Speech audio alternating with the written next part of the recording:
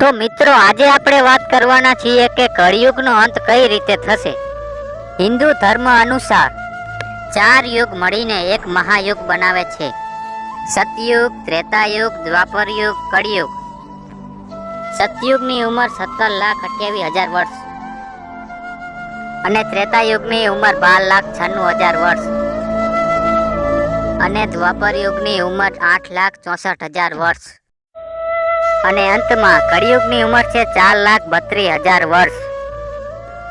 કળિયુગની શરૂઆત 3102 ઈસવીસન પૂર્વ થઈ હતી, એટલે કે લગભગ 5,000 વર્ષ પહેલા થઈ હતી। શાસ્ત્રો અનુસાર કળિયુગ આયુષ્ય સૌથી ઓછું 4,32,000 વર્ષ છે। હાલમાં કળિયુગનું આયુષ્ય લગભગ 5,126 થયું, એટલે કે હજી કળિયુગ પૂરો થવામાં 4,28,000 બાકી છે। હાલ કળિયુગ તેના પ્રથમ ચરણમાં છે। કળિયુગનો અંત એટલો ભયજનક છે તેની આપણે કલ્પના પણ ન કરી શકીએ।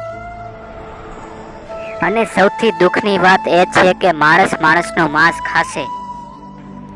ગાય બકરી જેમ નાની થઈ જશે અને દૂધ દેવાનું બંધ કરી દેશે।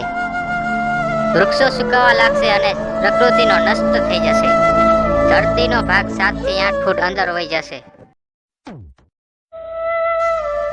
અનાજ સાવ ઓછું મળશે અને લોકો ભૂખ્યા મરશે અને બધા દેવી દેવતા પૃથ્વી છોડીને વહી જશે। ગંગા, કાવેરી, યમુના સહિત સરસ્વતી જેવી મોટી નદી પણ સૂકાઈ જશે। માણસના 5 વર્ષની ઉંમરે લગ્ન થશે। માણસ 20 વર્ષની ઉંમરે વૃદ્ધ બની જશે। મંદિર મસ્જિદ નહીં રહે અને ચારે બાજુ પાપ ફેલાઈ જશે।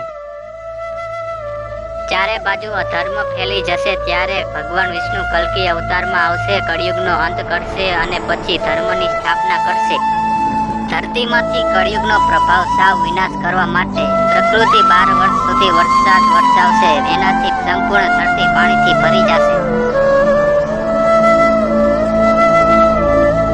પછી એક સાથે 12 સૂર્ય ઉગશે અને પૃથ્વીના જળસ્તરને ઓછું કરી દેશે।